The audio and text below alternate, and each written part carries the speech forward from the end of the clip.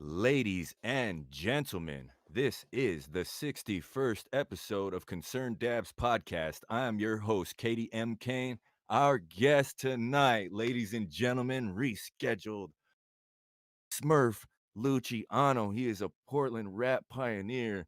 My big homie said one of the most reputable G's in the city, man. So he's put out projects, he's beat murder charges, he's the most respectful dude in the world, ladies and gentlemen, and I appreciate him coming on the show to talk to us about his experiences. Smurf Hey, Luchiano, are you with us? Can you hear I- us? I'm here. I can hear you well, and that was a great introduction. I appreciate it, and I'm here to speak some facts. And, answer some questions. Yeah. Whatever you want to ask me, shoot it. And Y- I'm gonna give you a real answer right back. Hell yeah, dude. I appreciate it. And we talked about this before. The last time there was a family emergency, I had to go solo, but I told you when we were doing a practice interview questions, I was like, man, DJ Vlad is sleeping on this, man. Right. So yeah, like this content is right up his alley, and if his guys haven't found it yet, I'm sure they're gonna hopefully see this and be like, God damn, we gotta fly him out to LA, man. This will be one for Vlad to see. Yeah, man, for sure. So I guess I started doing the research also for this interview. I got to say was awesome. There was all kinds of content. There was a documentary called the Killingsworth documentary on Vimeo. If you guys haven't heard that or haven't seen that, check it out. There's 5 parts. I got to watch that Smurf, and then also there was multiple albums on the internet to listen to and sift through. So your body of work extends way back, dude. So I guess the first thing I watched was the Killingsworth documentary. So I guess can I ask some questions about that? It was Sure. more about your homie Lil Smurf. Yeah, he was And, my homie, neighbor. yeah. Um and so that documentary was deep, dude, and it showed a lot of Portland stuff in there. And there's a couple of interviews with you, but is there anything that you wanna mention about the making of that or the process of it? Um, how we came into it. A friend of mine that I went to high school with by the name of Tom Olson. He was actually the originator of the project.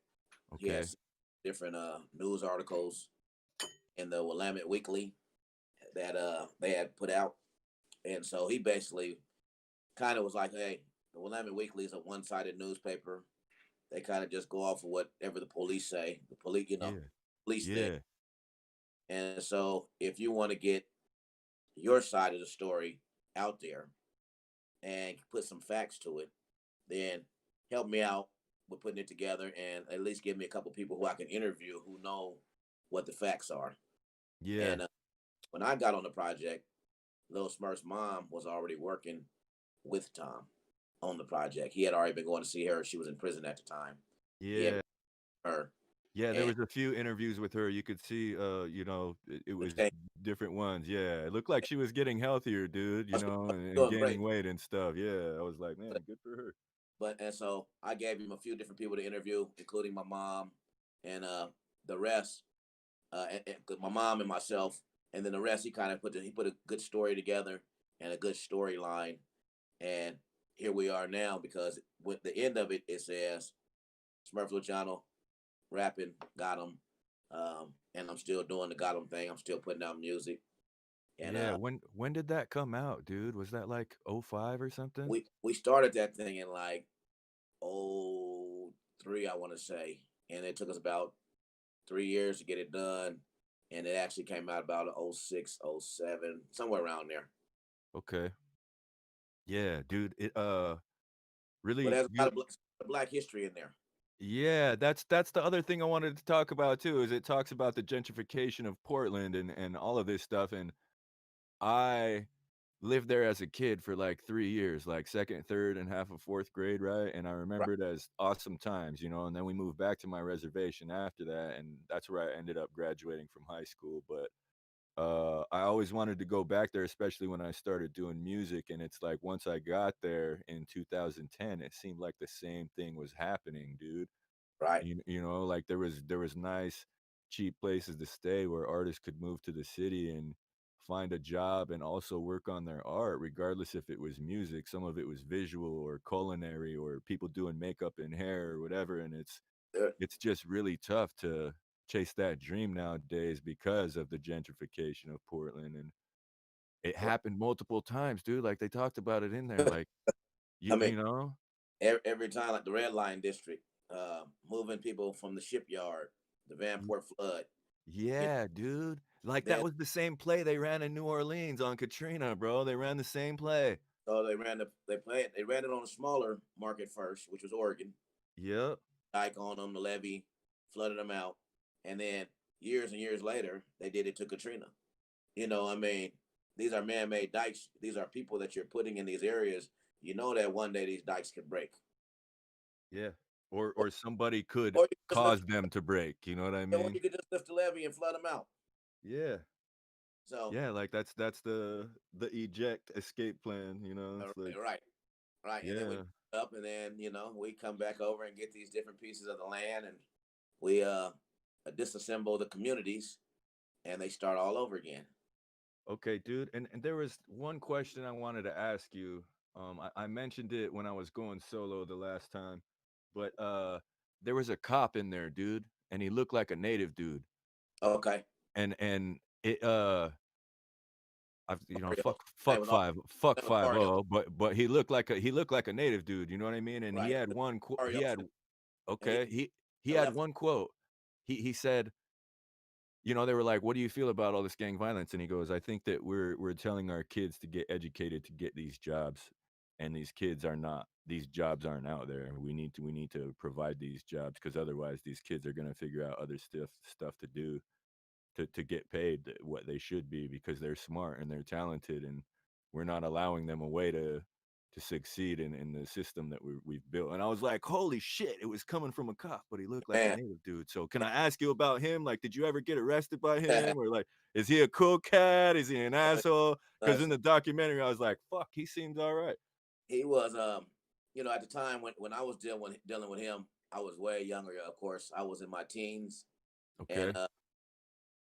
he was an asshole cop, but he was not an asshole cop that would slam you down and do those kind. He wasn't a dirty cop. He was just a aggressive. Like I Okay. remember one incident, we was sitting on Kirby. That's the neighborhood that I grew up in, Kirby Avenue. Yeah, I heard Mikey and Mo rep Yeah. that in their songs too. Yeah, So man. we were I sitting I I I understand I'm interviewing the big homie, man. I'm pretty there. excited, like And so we were sitting in the car on Kirby in the station wagon, and it was broke down. It didn't work, and he crept around us and opened the door up. And we sitting there smoking some weed and shit, and he opened the door up and jumped in the back seat with us in the car and was like, "Hey, y'all over here slipping." And then he didn't check us for no dope, no guns, and none of that. He just said, "Hey, you guys are out here. Be careful. You know what you're up against." yeah, He was kind dude, of that's he would pull your coattail if he could. Try to at least keep you sharp with, like he said in the interview, education, jobs, different things. He was trying to get kids off the street versus beat them up and really take them to prison. awesome, dude. That was the vibe I got from him. I just wanted to ask you because I'm like, man, you were there when that guy was probably working, so Yeah, and there's he got off the force. He said he couldn't do that job. That's why he left and went to go do something with the kids. that's awesome, man. I have my best friend in childhood, my homie Leotis, man. We were best friends since 3 or 4 years old, and he turned into a cop, Oh an yeah. eventual probation officer, and I don't think he is anymore, you know what I mean? And I'm like, "Cool, you're too it's you're part of a system that does actually oppress people, and after a certain amount of time, I think you notice that, you know?" Yeah, I mean, for one, being a cop got to be a tough job, right? Yes, I man, mean, we yes. we definitely need balance, but we need the right kind of balance, and we need the right kind of cops on the force, Yeah, not just this good old boy system. yeah, man. Your grandfathered in, and you're just it's just about white privilege. We need Yeah, balance for everybody because as American citizens, everybody here should be treated equally and treated fair. no doubt. Good call, Smurf, good call. that leads me to my next set of questions. I guess I don't have anything written down, dude. I was just like, man, I want to talk to him about these things. When I think I've been your friend. You've probably like had a couple of profiles, but when I added you recently, it was a few months ago. You posted it was a news article link to MTV News about your court case.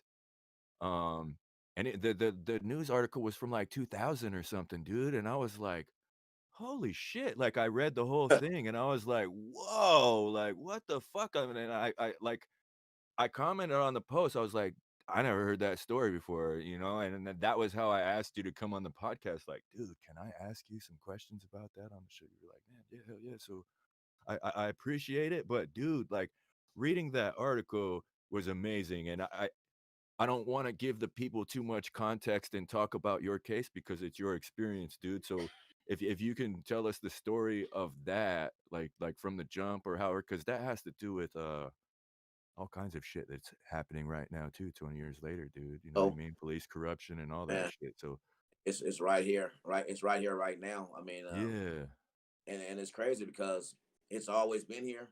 It just hasn't been televised.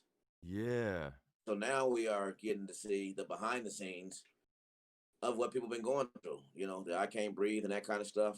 I mean, for me, being where I'm from, uh, Northeast Portland, the whitest city in America, it definitely been tough. You know, just trying to uphold your community and be yourself yeah, without man. without getting whitewashed. You know, I mean, because it's kind of tough when you're Nike's right there. Columbia's right there.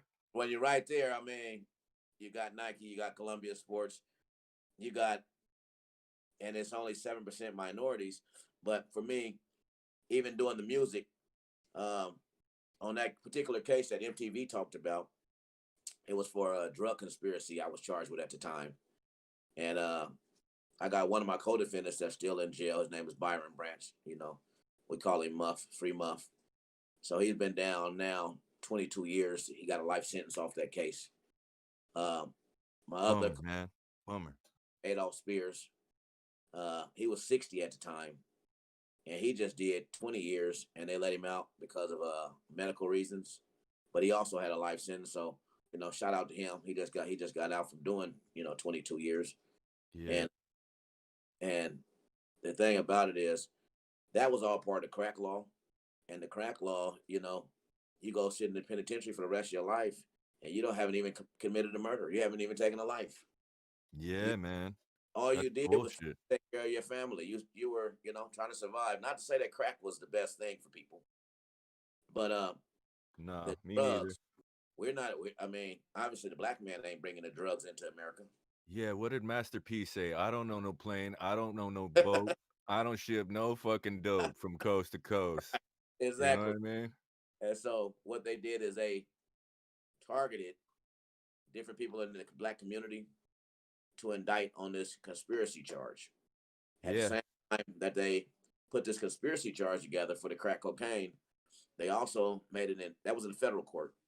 The state put an indictment going together against the gangs in state court. Okay. Okay, so I ended up with 50 co-defendants on just my conspiracy case. And Damn, dude. 50 people? 50 motherfucking people. Fuck. Holy shit. And then the case was conspiracy to drug traffic 2,000 kilos of cocaine. What the fuck, dude? How the So, fuck are they gonna prove that, man? Like that's deep, you know? Like so I now don't know. it, It's it, ambitious. it's tough. So what they did with me was I was in Hawaii at the time. I came from Hawaii. I was on the run. I had a warrant for attempted murder on the police officer. Um, Police tried to stop my car one day. I was in the car. Some of my homies, people bailed out. Shots got fired. Police officer called for backup, and everybody got away. The only person they seen was me because the car was in my name. Damn. So I went on the run. I was on the run. Went to North Carolina. Stayed in North Carolina for a while. Um, Shout out got to the fam in North Carolina, shout out man. to Kakalaka, them kings and Yeah. Yeah. Kakalaka. You're And then looking out. I went to Hawaii from North Carolina, and after I got off the plane, coming back to Portland, just stop in to see family so I can keep on moving. The FBI arrested me at PDX getting off the plane. Oh, bro, that's the fucking worst, man. So they was dressed up like pilots and airline stewardess and shit like that. So I get off the plane. I got What? the loafs on my neck, the flowers and shit. I'm like, Yeah, oh. fuck, that's crazy, dude. And so as I walk into the airport, they tackle me down in the airport. Then I'm like, what the fuck is going on? But Yeah, I had a warrant already. I knew they had been looking for me for about 7, 8 months. I knew they had been looking for me, and they yeah, got me, and they was taking me downtown to arrest me. They said, "Hey, um, we've been looking for you because you've been indicted for racketeering. You are on an indictment with 8 other people as members of the Kirby Block Crip gang, and several homicides, unsolved murders that have happened, and we ended up with an indictment with 50 something charges on the indictment, and damn. it was tough because basically once they give you racketeering, Yeah, um, that's deep, man. which is organized crime basically, and they Yeah, said that you're part of it, you're charged with crimes that you may not have had no knowledge of. Somebody committed nah. sleep or you were in jail or whatever, If but you're a because crew, just 2 guys in the crew did something, the whole right, crew is fucking right, guilty, man. or, Yeah. or and some of the cases was they found guns that they said was our neighborhood, that people that went on high speeds with the police threw guns out their cars, got away, and they said, hey, because it was in your neighborhood, and this is what you guys' section is, this gun charge goes on to Your you crew. to your. Yeah, on this They call it indictment. this is you guys part of your nexus, and I'm Fuck. this shit is crazy. You gotta write a song called Nexus too, man. So now, while I was on that charge for the racketeering, I was facing 30 years. That's the time Fuck, man. it was because there was a murder charge on the racketeering that was unsolved, and so the way they do racketeering is the highest offense on the charge is the most time that everybody can get on there. You didn't have to be there. You didn't have to know anything about it. You just had to be a part of the gang, and they got Yeah. indictment. So 30 years is what we was facing on that charge. Fuck. That's fucking crazy, dude. And we all bailed out on the charge, on the racketeering charge. Everybody was able to bail out. And Shout out to the homies. shout out to the homies. And Yeah. before we could go to trial, 2 of our co-defendants got killed while Ah, out on bail. Uh, my homeboy Marcus Jones, may he rest in peace, and Anthony Branch, Little Smurf, may he rest in peace. bummer, man. And Bummer. and so I had gotten an incident while I was out on bail, and when I got in the incident while I was out on bail, the feds ended up coming to arrest me. So once they arrested me for drug trafficking, and that's where the conspiracy case came from that MTV had wrote about. Ah, And so I stayed in the county jail for 2 years fighting the case, and then I finally, feds move you around a lot, so they moved me out to, like, I don't know if you know where John Day, Oregon is. yeah, dude, we catch salmon out there, bro, right at Rufus. That's where my family actually drifts in Rufus, man. Shout out So, to DJ Sub. That's my big homie, man. so they moved me out to like John Day, Oregon. I stayed out there for like 5 months in like a 20-man jail. You know, nobody coming in there but winos and essays coming through that got caught on the highway. You know, Yeah.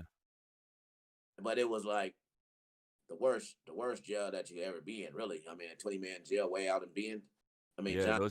those smaller counties are rough. They don't give a fuck about anything, and the food is not a big part of their All, budget, you know what I all they mean? talked about was what is it, the 4-H club, 4-H club, and how they were doing horticulture and riding horses, and I'm like, damn, I don't know none of this No doubt, man. No shit. doubt. Like that's man, the only time I slide through there is to fish or to rock with my fam who's I don't fishing, you like know what I going through mean? there, So but yeah. and so I stayed out there. Then they moved me to Sheridan, and while I was at Sheridan, I was in the intake center, um, J1, J2.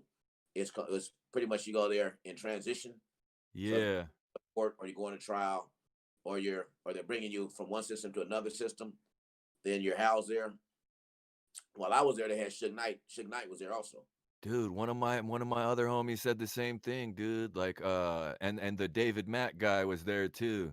Right. Both Yeah. while I was there. And so I stayed there for about another 6 months. Then they sent me back, getting ready for trial. And basically, when the trial started, uh, everybody had pretty much taken a plea bargain deal Yeah. on the case. And Dude, that's man, that's the No Deal song, man, my bad, I don't uh, wanna interrupt, man, keep telling this story, my bad. so to interlude with that, so we made the song "No Deal." They indicted me on the racketeering. Like I said, I got out on bail. Uh, we immediately went to the studio. Me, infamous One Mo, who just got out from doing a robbery murder. He just did 20 years. He was part of Got Him with me. He out. He's back working. And then DT the mouthpiece. Uh, we had all went to the studio, and rest in peace, DT the mouthpiece. He passed away about a month ago. Bummer, man. So, but Got 'em Gangsters on the Move. That was original Gangsters on the Move. And then we did the song No Deal. And on the song No Deal, I said fuck the DA, who's now a judge now because he got a promotion after a racketeering charge. He got all convictions when it was all done with, you know. And then Yeah. so he got promoted. His job was handled. He promoted. That's like all they want too is those numbers on their resume so they can move up. Yeah, gentrification was able to happen because see, this was all part of gentrification. This was all Yeah. part of their plan to get the neighborhood. Yep. Was we get the warriors, which are the young. Yeah, that's Old goddamn people right, Smurf, are goddamn too right. old to fight, and they don't have the legs to stand on to to have any structure. So they take us out of there. People thought they was better in the community when they got the so-called gang members and gang leaders out of there, but it weakened our community for people to stand up. So by the time my people had got out of jail from these charges, grandmothers had sold their houses, lost their houses, got reverse mortgages, and was going to lose them anyway. And everybody had moved out to the numbers. I No think the doubt. longest that anybody got Yeah. racketeering charge was 8 years. But in 8 years, Portland changed a whole lot in 8 years. Yeah, hell yeah, it did, dude. Just the 8 years I was there, it was like, fuck, like, I was in Gresham at RPM's first, he was deep in the numbers, but it was nice, big houses out there in little pockets, and then I stayed in Northeast with my bro Jackson for, like, a year and a half, like, and it was right there on Minnesota, like, our front porch was on the other Oh, side okay, of the freeway co the right, right. freeway Uh, concrete wall, it was right there, you know what I mean? Yeah, my So, grand my grandmother lived over there. dude, and that house, fucking slumlord landlord, my room was tiny as shit. When the furnace went out in December and she didn't fix it, like, it was January, the end of January, she still hadn't fixed it, and I moved out. I was like, Right. "Fuck this," you know what I mean? Me and my girlfriend at the time found a new place to stay in the And numbers, because that was where it was affordable, and that's in the where we stayed until I left. and then on the conspiracy, the main guy, that informant rat that told on me, his name was Darren McCoy. They call Okay, it yeah, that was in Bebe. the article too, the MTV article. Yeah, his name was Bebe. And he was actually the killer of Little Smurf. And so him being the killer of Little Smurf, he knew that I definitely had a problem with him, and I was definitely Yeah. trying to get some revenge on him. And what he told his cellie, and his cellie ended up coming to testify in the trial, was that he would do anything to get me off the streets, even if he had to lie to the feds about whatever, so I can get time off this conspiracy case. Damn, He man. was trying to kill me because he thought I was trying to kill him. Did they allow that in court, man? They allowed it in the court, and like I Hell say, yeah. 2 years, and the guy ended up with 13 years. He got caught with all the drugs. He got caught with like 10 kilos of cocaine. Committed this murder on this 20-year-old guy, and then ended up with 13 years because he told on his mom, he told on his nephews, he told on the females he was messing with, and this is how we ended up with 50 people on the case because he was from Fresno, California, and he Uh, told the Mexicans down there who he's getting the dope from, you know, and he ended up with 13 years. He's out now. Somewhere there's a rat is running around free after he take yeah. him, and and made all these other people go to jail, and hurt a lot of families. Yeah, dude, that's in the end, that's how I look at it too is, take your charge, man. Man, come You on, being know, don't yeah, don't send good, other people to good is jail good. who especially people who didn't do you wrong, man, Right. When it's good, you it's good. know? Hey, when it's good, it's good, and when it's bad, it's bad. You got to man up and accept your responsibility. But that's with anything. As a man, Yes.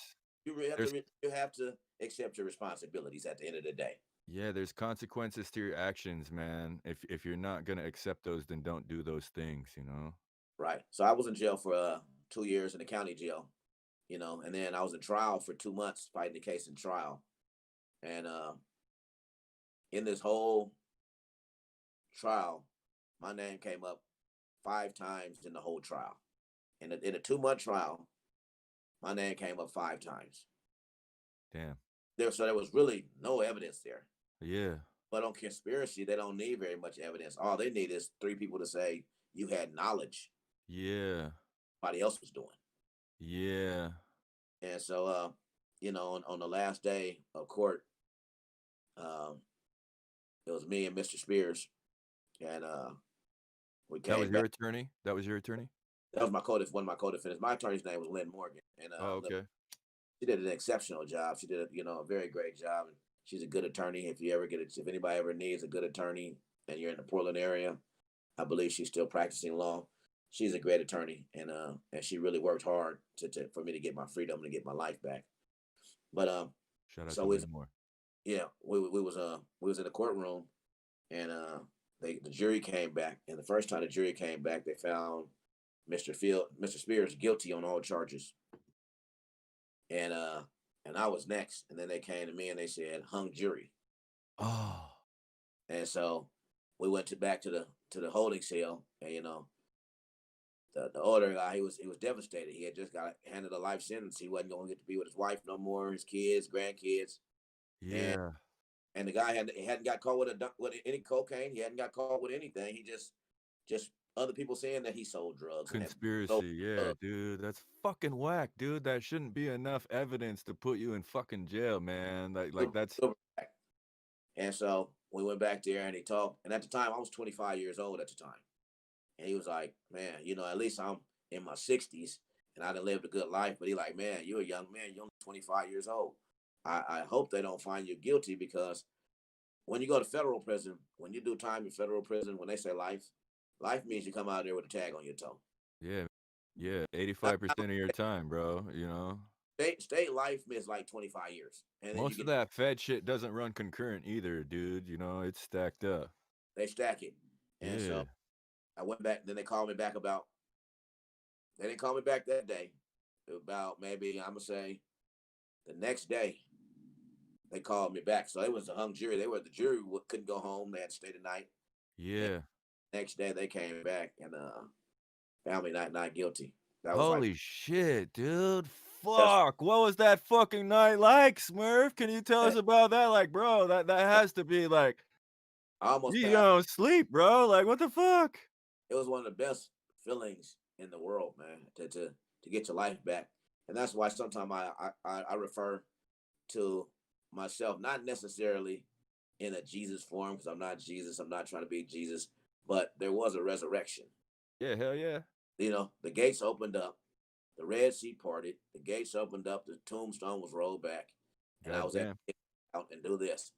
But now Yeah, the whole thing was, we made the song No Deal. Like I said, fuck the state of Oregon, fuck the DA, fuck the police, yeah, because they had targeted me to take me away from what I was doing. They didn't catch me doing anything wrong. They had ideas that I was a part of, criminal organization or gang, and they had ideas that I was involved. But because they didn't catch me red-handed, they came with this conspiracy and they came with this racketeering with no evidence. yeah, man. You gotta have So proof. Burden of proof is on the state, goddammit.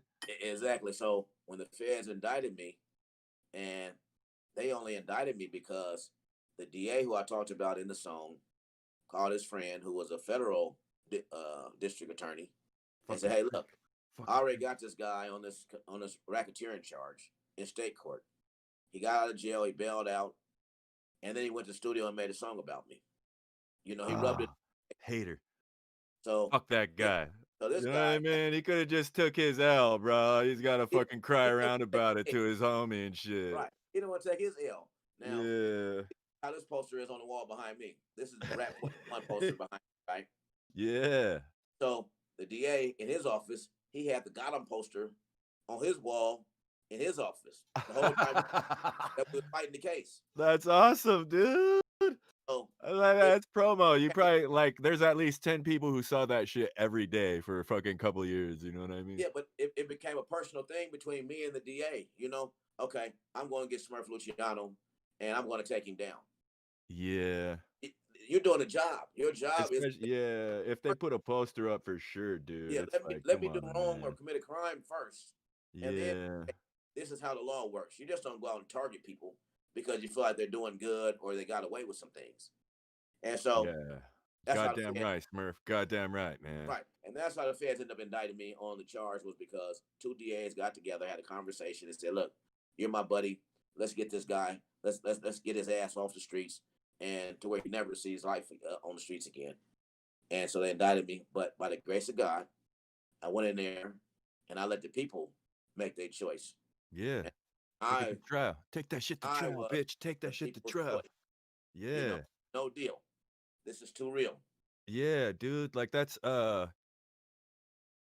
dude, I just gotta respect it so much. I've I don't wanna sit here and say I'm a fucking big troublemaker, but I've caught a few charges in my day. I didn't understand how many until I tried to get a gaming license at a casino, All and it right. was like they were like, "Can you talk about" it? And I was like, "Oh, I don't even remember. I gotta ask the county." So I called the county. They're like, "Yeah, we can print out your record for you." I'm like, "Cool." And it was many pages, Smurf, you know, and I was like, "Damn, I am a fucking bad kid, I guess." But it just it like seeing all that stuff made me realize like damn I probably could have went to trial on one or two of these but I didn't, dude. Like I pled guilty every single time. It was just like this is what you're facing. You're an Indian and you're in Idaho, and this trial is going to be in Lewiston. There's probably no Indians who are going to make it on this jury. So You know what? you're probably going to go to jail or prison for longer, so just plead guilty and accept these many days or months in jail and these many months or years on probation and pay your fine and get the fuck out of the system. Right. And it took Eh, like dude, Smurf, honestly, Smurf, I got to be honest too. I was in the system from when I was like 16 years old until I was like 30. Right. You know what I mean? Like right before I moved to Portland, maybe I was 28, something like that. But I got free from some felony weed charges in Idaho and moved to Portland, and that was the end of it. And I Now, try to just stay compliant these days. You know what I now, mean? now being a black man in Portland, you know how hard it is to get a fair jury. Fuck yeah, dude. I Fuck, mean, it's dude. like Serious, and dude. say you get a jury of your peers. That's what I'm saying, Smurf. You These ain't these got ain't balls, bro, for these ain't my rolling the mother. dice on that. And, I'm like, God damn, that's crazy. When I read the fucking story on your face, I was like, I gotta fucking ask him some questions about that, man. Like, holy and it's shit. like not on the racist tip, but this is not a jury of my peers. It's not one person with any uh, melon in their skin on this jury, And then how can they relate to me from what I've been going through when they've been having their foot on my neck and I can't breathe, Goddamn right. and they've never been in that position. So how can they even relate to what I'm going through? But Goddamn these are the right. people who I expected to find me not guilty, and by the grace of God, I ended up with two minorities on my jury. Oh, Those two minorities, were they black or were they Mexican? one was black and one was Mexican. Height. Height, Smurf. For You got to real. Like put that's put why the it way was a you got. hung jury then, Smurf. Holy shit. I swear to God, those had to be the two guys who said, nah, I don't know. This sounds like bullshit. You know what I mean? Because those guys grew up in that city too, god damn it. Exactly, exactly. Yeah. Now you can change your neighborhood, you can change where you live at, but you can't change what you went through coming up. You Yeah. know, sorry, You can't. you just can't. You you know, and can't, dude. Like, when I see it, I gotta say something about it. Even when I was in AZ, like, I was like, "Man, fuck you. What the fuck are you doing? That's a human. You don't talk to humans like that, man." right. And so that's Maybe I that's coulda got right, shot, but it's like, "Nah, dude, that's not okay, man." right. And that's one of the reasons why I went to trial. Like the shirt, Black lives do matter. They And do. Black lives matter. I wanna right. say that on the podcast one more time. Black Right. lives matter. And like I say, everybody deserves justice no matter where we at because we all are part of this country over here. Yeah. And that was one thing too that, I remember from the Killingsworth documentary. It was at the end, and you were like, "Man, when I think about America and how this shit started," Man, you were like, "Man, I'm just like an ant on man, a hill," but he goes, "You said, but I'm doing the work of a lion." You know still, what I mean? I was like, still got "Ah, old, but I still got ill claws. quote, ill quote, bro." Uh, my mane ain't the same as it used to be, but I'm still alive. I still got it working. Yeah, yeah. Yeah, dude, when I read the story, I was like, "Dude, I got," 'cause yeah, no deal. It's like, "Nah, I don't take that to trial. Fuck you guys." Like, I'm not like, that takes balls, dude, because for real, like, it's if you're gonna fucking sit 30 anyway, why not roll the fucking dice, you know what I I'm, mean? Like, I'm shit. I was fighting life in federal prison and Fuck, dude. years in the state. So that's a life plus 30. I would have to die, come back, and still have 30 more years to go do. Fuck. That's a lot of time. Yeah, dude, like, holy shit. Like, So, the so why not go to trial? What did I y have to lose? no doubt, It, serious. they offered me a deal. The feds did. They offered me a deal, and their deal was if I would tell them about some cold cases.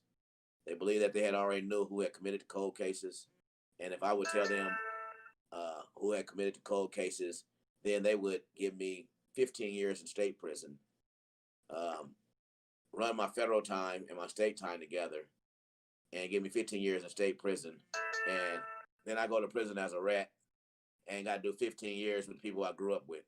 Fuck That all ain't that. that's a Nah. death, another death sentence. Fucking A, dude. Fuck that.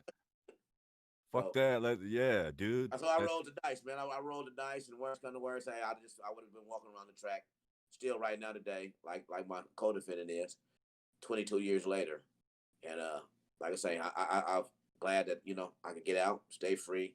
And that's one of the reasons why we named this album Rat Poison. yeah, dude. I dig the depth of the concept too because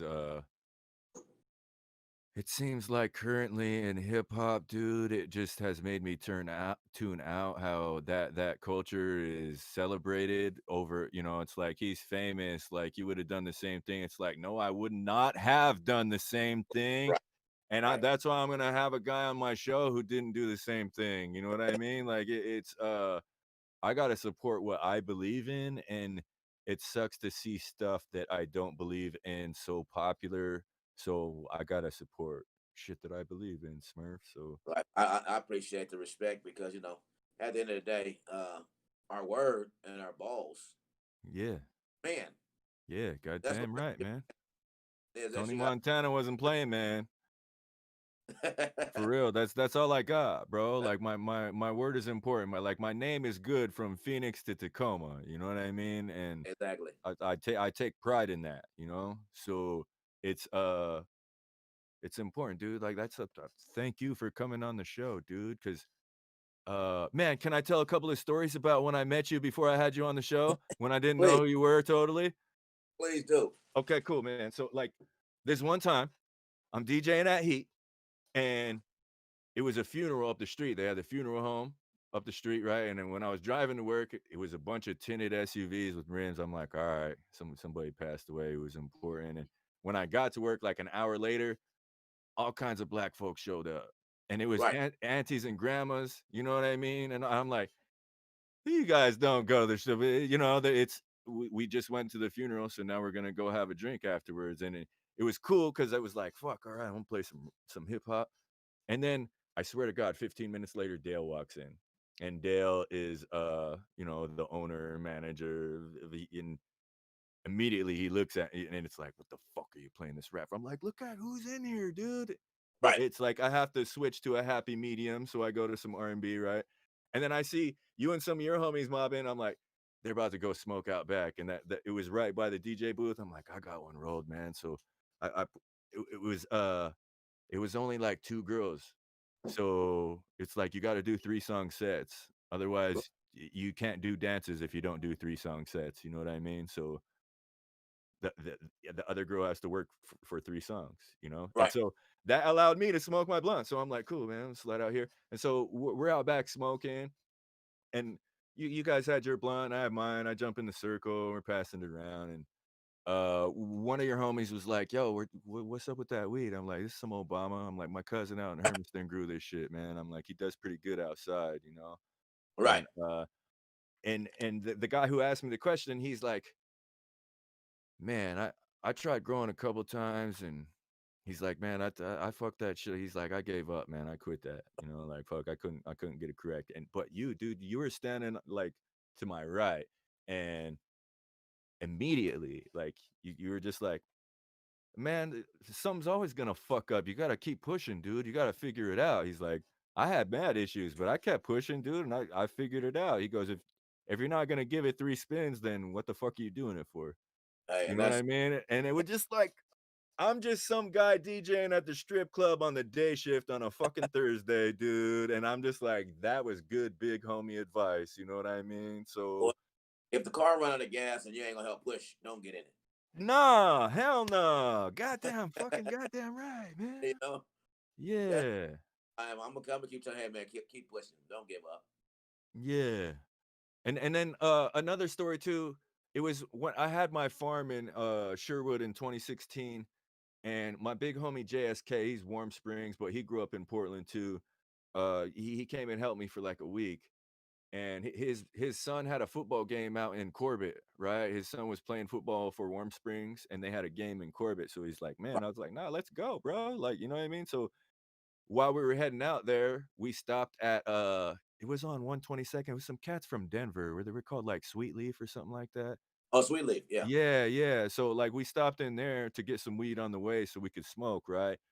And while we were waiting in line, like, you came out, right? Because they only allow so many people through the door, and you came out, and you're like, "Jamie, what's up?" And then I started talking to him, you know what I mean? And you guys talked for, like, 5 minutes, and then it was our turn to go in, so we went in, and I was like, "You know that guy?" And he was like, "Yeah." I was like, "I see him at the club sometimes," you know what I mean? He's like, "Dude, that's one of the most reputable G's in the city, like, That's you Jamie like family to Ye me. yeah, man, and it was like, cool, like so the next time I saw you after that, I think it was at, Sin Rock. I was DJing there, and it was, like, straight, like, play some fucking rock and roll, I had to sneak the rap in there, right? And so Right. I was playing some Godsmack or something, and I went outside to go smoke with one of the girls, and you were out there. He was like, "Man, you're the DJ?" I was like, "Yeah." He's like, "Play some fucking Sam Cooke or something, man. I'm fucking tired of this fucking Godsmack." And I'm just like, "Alright." You know what I mean? Because I knew who you were. I was like, "Alright." I politely went inside and Right on, man. queued up some Sam Cooke for the big homie, you know what I mean? I'm like, "Alright, cool, man." Like, I don't try to pull my bully card out but sometimes it pops out on its own. "Nah, dude, like, it's you like what you like, man." And, Yeah. you know, it's like, shit. I do the same thing to the DJ. And but Hey, I also try if he's playing something I like, I'm like, "Dude, here's a tip. you know Thank you for one playing thing that." I'm talking about? Strip clubs. And Yeah. I mean, if you're in Portland, how can you not go to the strip club? Goddamn right. Like, dude, if you go to any regular club downtown, it's fucking top 40 or themed for country or something you don't really wanna listen to, but if you go to a strip club, fuck, bro. You hear and some cool music in there and see some titties, like, what the fuck? and and we're talking about the green states. How can Yeah, you not smoke weed if you're in Oregon or Washington? I mean, yeah, and see some titties yeah, and some rap music. I mean, hey, and dude, and that's the that's 2 cool enough things. for me. Yeah, I love those 2 things about those spots I worked at was they had a smoking area where as long as the owner was in the building, they didn't care, you know what I mean? And Right. really, he wasn't tripping too much, he would just I feel like guys were just looking to fire me, and it's like, fine, whatever. I'm a good DJ, but if you're mad because I'm smoking, I don't give a fuck, dude. This But job doesn't pay me I, that much, you I've know. yet to Like, see a DJ that didn't smoke. Hey, exactly, if dude. they don't smoke, they belligerently drink. Yeah, they do. Yeah, I same thing, dude. Like some of those guys, drink heavily, and it's like, man, how do you got to operate software and adjust sound, you Like I know, mean, and talk, you know, one like. of my favorite DJs is DJ Chill. Oh, yeah, I love him too, man. Shout out to DJ Chill.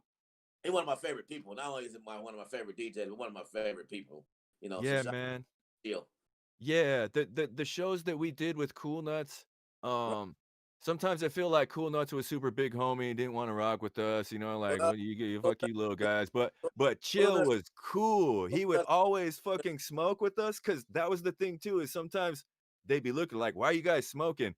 And it was like, "DJ Chill said it was cool, he's smoking with us," you know what I mean? That was our excuse every time, and it would just like, man, shout out to DJ Chill, you know? because Cool Nuts is a little bit different than other people, but this is why Cool Nuts has been as successful as he has been. Because Yeah, he don't smoke, he lightly drinks, yeah, he don't, he handles his business and he's strict on doing his business. I Everybody agree. else can party and hang, but he's gonna make sure that he's on time, you're on time, and if you're not Yeah. on time, then you're gonna have to pay the consequences. Yeah, I agree, and because we always showed up early, and we'd be smoking in the parking lot, and so when their van pulled up, he'd be like, I'm like, "Bro, we was here 10 minutes before, like, we got time, bro, we're like, Right. we're here," you know, Shout out like, so to us too. yeah, Cool Nuts man, has and definitely not to help this Portland music scene to I flourish. love him too, man, yeah, he does, he really puts on for his city, you know, and DJ Chill, like, he just when he would jump out the van, he'd be like, "Oh, y'all sweet, let me hit that," you know, I'm like, "Yeah." I got a story about Chill. I Hell was yeah. I was in Utah. I was in Utah. Um, Me and Black Cuss. Shout out to Black Cuss because he does music too. We was in Okay. Utah on up smoke tour with Snoop and them, and Tight. we happened to be driving down the street about 3 a.m. in Utah, and DJ Chill was uh, walking down the street. He was super drunk, and I pull up on him. I'm like, "Chill." He like, "Smurf." I'm like, "Yeah." I'm like, "What are you doing?" He like, he was out there with Tech Nine and them. He was DJing for Tech Nine. Okay. Dad just got done doing they set, and he was going walking back to his hotel room, but he was fucked up. Yeah. But it's always good to see another Oregonian that's doing music, and we both was doing music and happened to be in Utah at the same time. Yeah. Man, hell yeah. It's, for real, familiarity. It's like, especially if you see someone in trouble, it's like, "Hey, man," Right. you know, So, like, "Jump on. We'll give you a ride, man." and I've been dealing with Chill since the Got 'em days. He's in our first video, the Heavy on the Grind video. If Dude, you ever that's see Grind, yeah. I wanted to ask about that too because I was looking for that on iTunes, but the video is dope, bro. Like, you guys have jet skis on the fucking Columbia, and then you guys pull up on a beach, and there's a party with the barbecue and shit cracking. Like, it just, I was hey, just like, to me, bro, that was like ballin' ass shit. And I'm like, they did this in like 2000? Like, what the fuck, 98, man? Like, how did this not reach me where I was at? we did that in '98, Damn, dude, really? and then the feds came and got me a month later. Fuck, bro. That video is probably why there was no YouTube. Like, what were you guys have DVDs or something back then? Because I'm like, this is Man, classic shit from what and the girl singing the hook too. I'm like, every fuck. Aisha Spinks, that's her name, Aisha Spinks. She actually got some good music out right now. Shout out to Word. Isis Spinks. Google Aisha. that, ladies and gentlemen. Yeah. And hey, right then I thought we're gonna make it, but we're about to blow. Yeah. And then the feds came and kicked the door in, Fuck, Smurf. stopped all Fuck. the movement. And while I was in jail fighting the federal case, like I say, my one of the members of the group called a robbery murder. While I was fighting the case, he ended up coming to jail, and he was in there. He, like I say, infamous one Mo. He just got done doing 20 years. He been out 3 months now, so we work as well. Word. Yeah, man. Hopefully, yeah, dude. If you guys take that song, man, that'd be dope, man. Like, Yeah, yeah. yeah, man. If he likes it, cool. If not, it's cool, man. I mean, we're working. I mean, you send it to me, I'm giving it to him, and we gonna work. Word, But word. like the titles of my albums is "Coming for the Goods," and then "Guilty Till Proven Innocent," "Double Jeopardy," "Voice of the Streets," "Rat Poison 1," "Rat Poison 2," "The Standoff." I mean, Yeah, an extensive catalog, dude, for 2 real records. Lots of collaborations with other artists too, dude. Yeah, I did write down one thing though, Smurf, when I was listening. I I, I got an iTunes card. And I searched your name, and it's like he's on these different albums, but there was one. It had a Funk Daddy song on there. oh, Funk Daddy, yeah. Well, Yeah, and some of the other beats sounded like they were from him. But like, do you know him too? Cause yeah, no Funk Daddy. word, can you take? Funk Daddy. Yeah, he's tight, dude, and he's like Seattle, Yeah, right? yeah. Yeah, So a lot of what I try to do is I try to put Northwest artists on my projects, along with people who have big names, so that as a whole, we are moving as a unit. It ain't. It's bigger than just me. You yeah, know, it's bigger than me, just me. It's bigger than just Portland. When I'm when I'm the executive producer and putting the music together. So what I consider the Great Northwest is from the Bay Area to Canada. no doubt. So, you'll see a lot of Seattle artists on my projects. You'll see a lot of Portland artists, Oregon artists, and you'll see a lot of Bay Area artists because, like I say, I consider the Great Northwest from the Bay to Canada. No doubt. Yeah, man. Excellent region for cultivation. Now, if we can figure out a way to market that and claim it as ours, and we can support that region, then we actually have a foothold that we can make money. Yeah. Yeah, and that's the thing too, dude. The other person who posts like that, who's my friend online, is Illustuminati, and he's I think he's Salish Indian. He's from Montana, and he used to go by Young Jay. I know, So I know. he, He do yeah.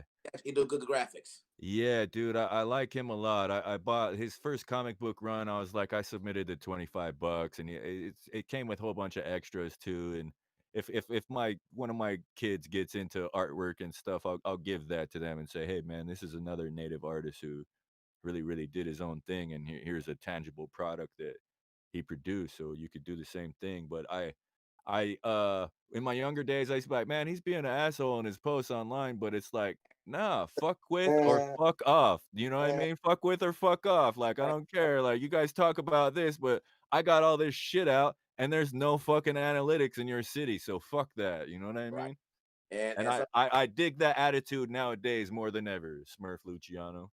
I mean, you definitely you have to speak up for what you are putting your work into because everybody want to be compensated. Nobody wants to work, Nah, like and everybody sometimes and you're an asshole, but really all you're asking for is respect. yeah, and what's 10 bucks? And what's $10? It's a fucking number 5 at McDonald's or whatever, you know what I mean? Like, dude, it's my art. Like, you know how much time and money I put into this project, Man. And like then like fuck, dude. So if you really love me and really support my shit, go and spend the $10 on iTunes because it's gonna come back to me. You know what I mean? And I can put out another one. right, It's and like and even like with this project, we had Rat Poison 1, right, and it was Mussolini, and it's before Mussolini went gospel. oh yeah, man. I feel like I met him at a music function one time, and he was He had, on that tip, kind of, you know. he had a tragic situation. His girl that got killed over in Hawaii, Ah, uh, and the police tried to indict him on the murder for her getting killed because they said what? he was over there um, prostituting and he was accepting illegal gains and Ah, Mann Act. So they ended up finding him guilty of the Mann Act, not the murder, but the Mann Act, and he did 4 years in federal prison. damn, We had just put out Rat Poison 1 right when he went to jail. damn, Rat Poison 2 was supposed to be when he came out of jail. This is the project that we was going to drop. Is Rat Poison 2, him coming out, you know, and getting back to the rapping. But in the middle of the set, maybe towards the end, he decided that he was going to go gospel and he did no longer want anything to do with just regular street rap. Anything he did, he wanted to make sure he was promoting the Lord or the Word of God. yeah. So I, you know, and I had it's to take him off all the songs, remaster, and Fidel Castro was just coming out of jail. He had did okay. 8 years over in Washington, and so he was just coming Walla Walla? over in Walla Walla, Airway Alright, Heights, alright. and and I was working with him before he went to jail, and so after 8 years he came home, and when he came home, it fit like a puzzle because Measy said he didn't want to be a part of it no more, and I took him off all the songs, put Fidel on the songs, Uh-huh. like three more new songs, and now we've been able to drop the Rat Poison. So this is what we just put out 3 weeks ago is Rat Poison 2 with Fidel, Dope. Ryder J. Clyde. So, Ryder J. Clyde showed up and filled in?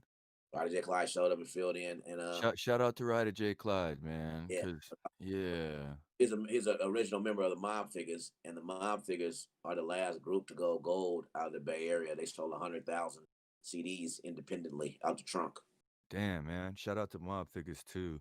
Most Like, definitely. that's, damn, dude, that sucks too, 'cause, well, when someone quits, you know, sometimes, cause I do the rock and roll band shit now, and it's like, "Fuck, Tough. dude." It's a tough. Yeah, it's and when 2 guys quit, it's like, "Bro, you're the drummer and the guitar." Like, my bass player, like, submitted, like, 4 things for this album, but fuck, I have to hire a session player to redo all this extra other shit, because 'cause I'm keeping the words I wrote, you know what I Right. mean? And this shit is butter, and this session player is tight, but he costs $200 an hour, so fuck and, you guys, you know what I and mean? and see, and right when that happened to Measy's girl, may she rest in peace. Her name was Ivanese Harris. Okay. Ivy. She was the Two Real Princess, for Two Real Records because she would always R support. Yeah, RIP Ivy. Uh, she passed away, and then my wife passed away a week later from asthma. Damn, dude. Yeah, dude, I saw you post about that too, and if you wanna talk about it, cool, but I didn't wanna ask about it, cause dude, the family picture looks so fucking happy, Smurf, and I'm like, "Dude," like, it's just heartbreaking to lose something like that, dude, over something so, it seems like that's not, an emergency or something that could do that, and it Right. just And the thing about it is, like I said, with this rat poison, all this happened in between me trying to get this album right here done and out. So it took me 7 years to complete this one project, Rat no Poison, doubt. because of all the different things that happened, the deaths. And then that same year, I became a single father because she passed away and we had Yeah, kids. yep. So I became a single father, which took me out of the streets more into the house to take care Yeah, of. dude. Yeah, man, that I dig that dad shit, Smurf, all day, man, Yeah, you know? yeah. I mean, it's your responsibility. Yeah. And so, but that same year, my mother passed away on Christmas Day. Damn. So Yeah, that's rough, man. it was a tough 6 months. Three, you Yeah. And dude, that's another thing I gotta say too is I respect the focus because like you told the little homie we were smoking outside, it's like, dude, something's always gonna come up and be an obstacle, you know? and you got to keep pushing. So I lost those three. My homegirl Ivy, I lost my wife Ruby, and I lost my mom, and then Miss Lenny went to jail. So Fuck, it was like dude. my whole L's, man. my whole L's. supporting cast kind of my whole bottom fell out, but I was still free. I just had to Yeah. readjust, and it took me a time to kind of debrief. Even Yeah. in life Fucking sentence, A. Good even word too, bro. Debrief. Man. I, I'm out the field, like I'm right. back in civilian society, like, fuck. But the best part about it was I didn't have to tell on anybody. I didn't have to hurt anybody, Yeah, and getting the kids and becoming a single father actually made me more of a caring person. no doubt. You know, and so if I had to go through the situation and go through these same things, I would rather it have been just how it was for me to be going through these things at home versus me going through them sitting in a federal prison doing a No life sentence. doubt. Because Yeah, who man. knows what would have happened if I'd have been doing life and I got the news that she died, and my wife died, and my mom died, all in 6 months. Yeah, bro. Cause you can't do anything to try and help anybody who's affected by that situation when you're behind the walls, dude, you know? Right. And then for a bum beef, just because somebody else got caught with some dope and said I was a part of or knew what they was doing, Yeah, it's not Shit enough. don't even make sense. Yeah, fuck that. Roll the dice. Good job, Smurf. Good job, man. This is too real, no deal.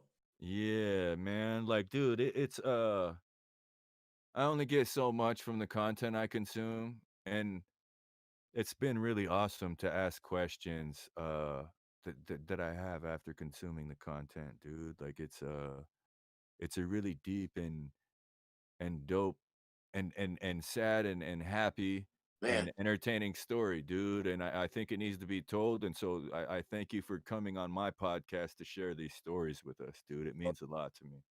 so now what I'm actually trying to do is actually shoot another documentary on myself. And Yeah. The and Big then Smurf documentary. What are you gonna call it? it's called Blue Rain. Blue Rain. Yeah, Blue Tight. Rain. And then but you know the rain is REIGN. Oh, hell yeah. You know, so Oh, yeah. Cause dude, like, yeah, it's since 2000, Smurf 20. I was like, fuck, when I read the article, I'm like, how the fuck? I'm like, man, right. Can you come on the show? I'm like, man, I like that because it just immediately struck. I was like, I gotta document this on my platform at least. You know what I Yeah. mean? And then the movie. I'm actually trying to shoot a independent movie about the life story because like you said, the highs, the lows, the happy, the sad, and this is all real. This saying so the script is easy to put out, but Yeah, it the doesn't take too much creativity. You got the right fucking here story to work with. hard to tell it from here, even though I got it here. But now is the time to tell it, and I got a role for all you guys in the movie too. So and we Hell should yeah, dude, please do. Like, know man, Smurf, like I could play a white guy or an Asian guy or like an Albanian you guy or some, like play a cop. okay, cool. Yeah, yeah, I could do that too. Like Zito, we had Zito on the show last week, and he Oh, plays did a you? cop in a he plays a cop in a couple of his shits. Yeah, Zito's And cool. I'm definitely gonna ye make sure I got Zito in there. yeah, man, I'm a He's fan of doing. him too. He's a real actor. Yeah, dude, like he had some really cool stories about the stuff he's worked on too. So it just Shout out to Zito. Zito's tight, man. Zito's one of my favorite artists out there too. same, man, He same. works hard and he's constantly uh reinventing and putting out new things and I like how he's grown in his character as you know in the movies and in his music. No doubt, man. So we're past 9 p.m. right now, Smurf. I know my guys got to get shaken home. They got fams and stuff too. Is there anything that you want to promote or any ideas or anything you want to promote as far as the future? Any projects or concepts or anything that you believe in that you want people to Uh, start working with or rocking with? let's we can end it with go download some of the Too Real, some of the Smurf Luchiano. Yep.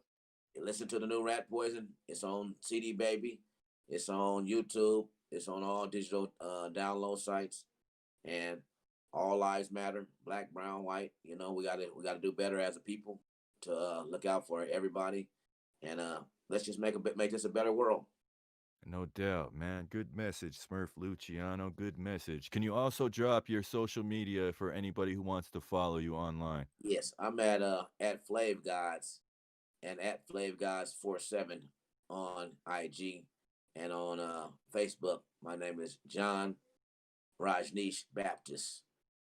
Because if you don't know about the Rajneesh and you're from Oregon, then something's wrong. No doubt, no He doubt. was, Those are the guys that sprinkled the virus, right? they started chemical warfare in America. Yeah, I remember my girl be watching those documentaries too, dude. Like I'm like, yeah. I wasn't sure. I'm just like, man, maybe he has some Indian heritage, and I and was just like, but that's tight, Smurf, tight. and look to see the Indian ride 50 Rolls Royces in an all white city in the whitest state in America. That was beautiful to me. Yeah, that's boss. Yeah, that's boss. Shout out to my Goddamn native right. people. Yeah, man. Fuck, thanks, Smurf. We appreciate it, man. All right, man. I'll see y'all later on, man. Y'all have a good day. No Thanks again. doubt. We appreciate it, man. Thanks for coming on the show. With that, ladies and gentlemen, I'm gonna do my outro dance. This was the 61st episode of Concerned Dabs Podcast. I was your host, Katie M. Kane. My guest tonight was Smurf Luciano. Super dope interview. He is a hustler. He is a record label owner. He is a rapper. He is a writer. He is a filmmaker. He beat all kinds of obstacles to get to where he's at, and he's still pushing through. Check out that Rat Poison 2 album. Don't just listen to it on Spotify. Go to iTunes and pay the $10 to download it. Okay, ladies and gentlemen. And I also got to give a shout out to my guys in production, Mitchell Wilson and Jesse Curry. This has been a Main Node and Joseph Street Enterprise production. To real. 2 Real Records. That